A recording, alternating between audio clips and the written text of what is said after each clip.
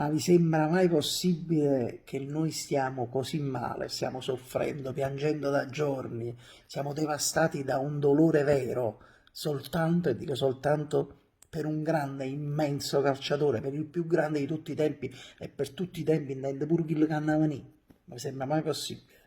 Noi stiamo così male, stiamo vivendo un lutto stretto per l'uomo, quello che voi state discutendo.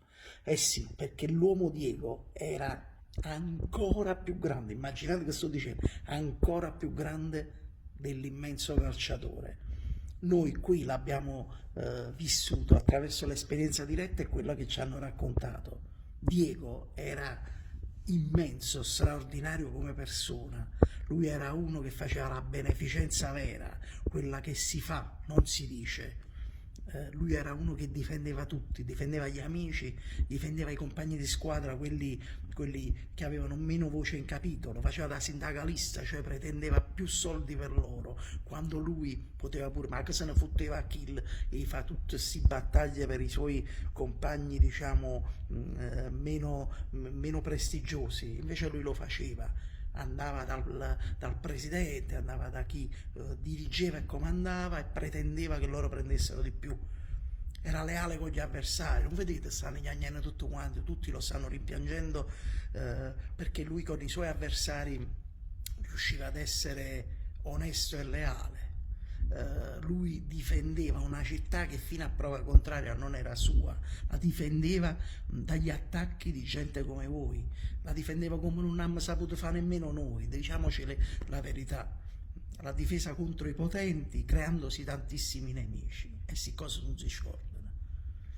Tra le altre cose, voi che lo state attaccando, cercando di sporcare un pochettino questo nostro sentimento, secondo me altissimo, fateci caso, quasi tutti avete sempre gli occhi spiritati, state sovraesposti, sempre sovraeccitati, un poco incoerenti. Cioè avete le caratteristiche delle persone che assumono droghe, assumono cocaina. Ma nega, come l'ho fatta la pagliuzza, la trave? Nega, volete pensare pure un po' che cose vostre, fatte vostre. Diego, per il fatto che si drogava e che sbagliava, ma che ha fatto male solo a lui.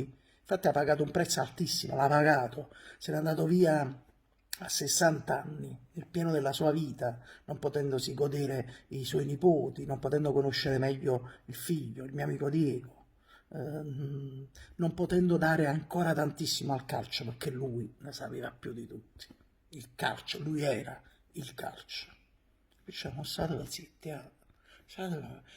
basta, state zitti.